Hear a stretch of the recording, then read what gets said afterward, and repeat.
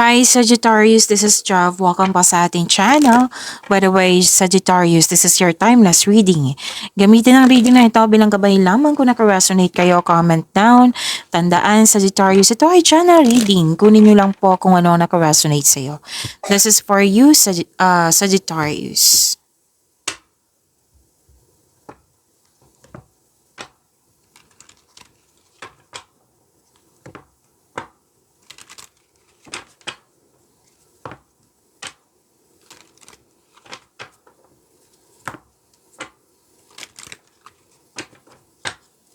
Para po ito sa iyo, Sagittarius.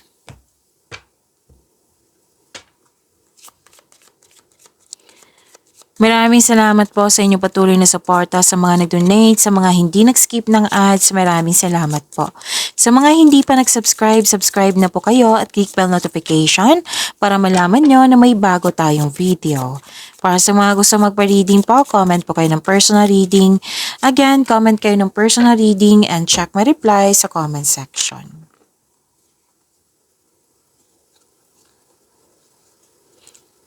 Oh wow! Hope and healing, personal growth, recognition, sikat ka, may nakareceive ka ng blessings, maraming ideas, nabibigyan mo siya ng agarang action or reaction, personal development, opportunities na bibigyan mo siya ng best decision or best choice, and positive outcome and success. Kitang-kita ko yung happiness mo dito. Sagittarius, claim niyo po.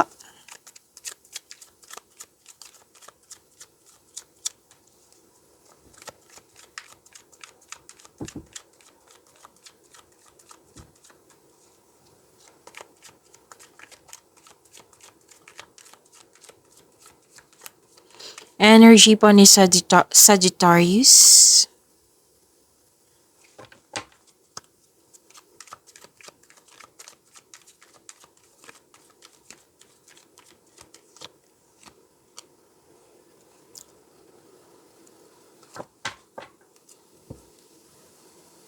Parang sa mga bago dito, kung may napansin kayo ng repeating message, like for example, nanood ka sa inyong monthly gabay tarot reading, weekly gabay tarot reading, daily gabay tarot reading, at may napansin kayo ng repeating message, yan po yung pinupush tong card sa inyo na kailangan yung bigyan ng atensyon, solusyon, at aksyon kung maaari po. So na yung energy ni Sagittarius. Nag-clarify po siya yung positive outcome, success, and happiness. Andito din po sa tarot card nyo. And more on positivity, satisfaction.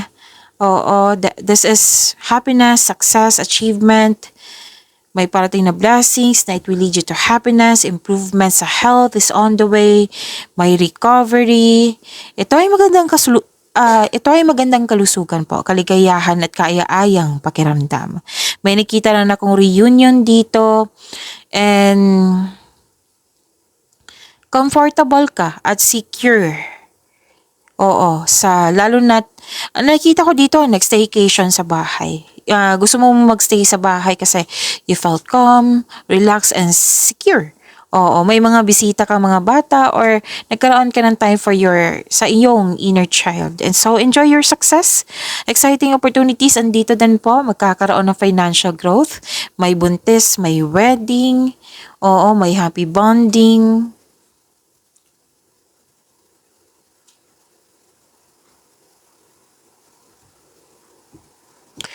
Okay. So, yung exciting opportunities na dumating sa inyo, dalawang card kasi nagsabi dito.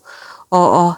Accept nyo po itong project na ito or opportunity kasi magbibigay ito ng kaunlaran sa iyo. Basta sipagan nyo lang po sa araw-araw bago bigyan ng aksyon, bigyan ng konkretong plano para magtagumpay po ito. Success and new doors opening. Opo.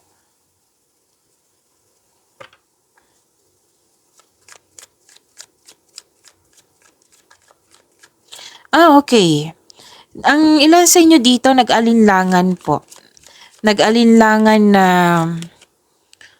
natanggapin itong opportunity na ito. So, sinabi naman ng card nyo dito na may potential na magbibigay ito ng kaunlaran sa iyo. So, increase your confidence, okay?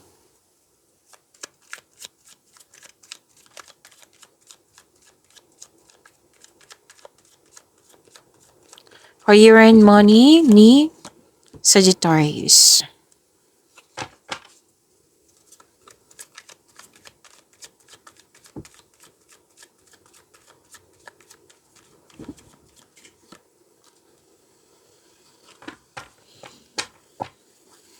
So, kung ano man yung challenges na situation mo ngayon, Sagittarius, ma-overcome niyo po ito. Basta harapin niyo po.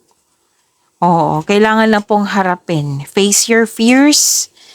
Oo, ma-overcome mo rin naman yung obstacles. This is resilience, inner power. You are taking an action with courage po. You have confidence and persistence in your career. You are eager to achieve a successful outcome sa work or negosyo mo. Basta wag lang po kayo mag-give up. Don't doubt your strength.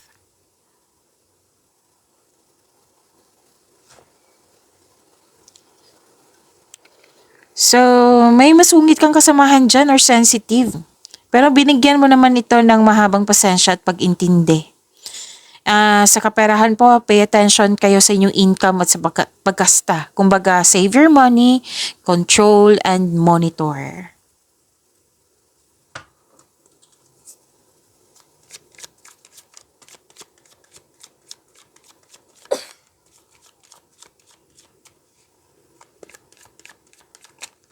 Love life, self-love, partnership, and romance ni Sagittarius.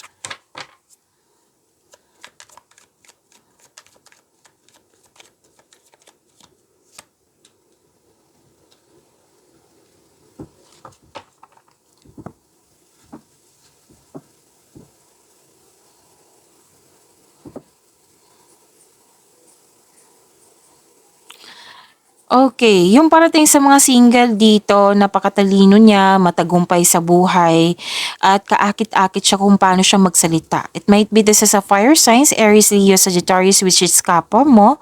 Pwede din an air signs, Gemini, Libra, and Aquarius. Para sa mga relasyon sa buhay mag-asawa, ang iyong partner ay ginagamit ang lohika kaysa sa emotion. Pwedeng ikaw to, pwedeng siya. So, nagbigay ito ng mahabang pasensya.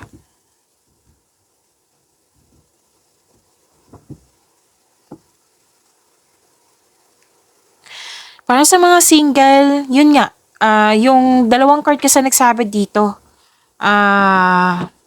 Opo, dalawang card po nagsabi dito na may parating sa inyo na stable na sa buhay. At sa mga sa mga may relasyon sa buhay mag-asawa, both of you are taking an action na magkaroon ng stability, na magkasundo kayo, okay, na para maipalago pa lalo yung relasyon nyo, babala lang po sa ego clashing kasi mukhang may concern dito sa ego po, mataas ang ego.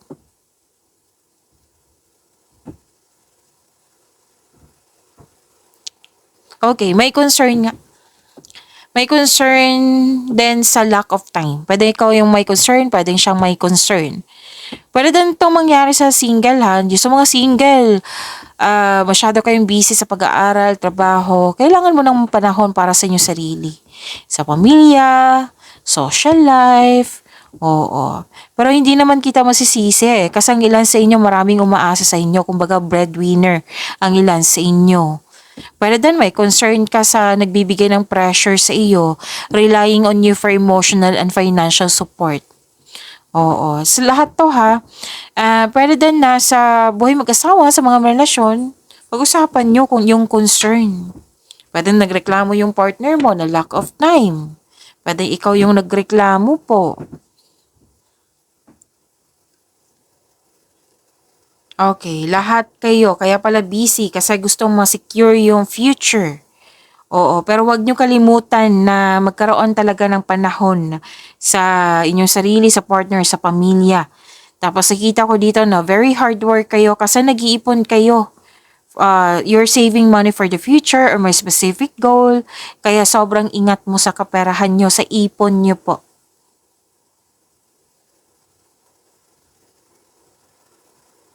May transformation ako nakikita dito. Okay, may balak ang dati mong, kasi yung dating malapit sa iyo na nagkaroon kayo ng loss of connection, may balak siyang bumalik sa inyo. Balak pa po ito ha, pwedeng ikaw ito, pwedeng siya. At may nakita kong separation dito or nagkaroon ng space.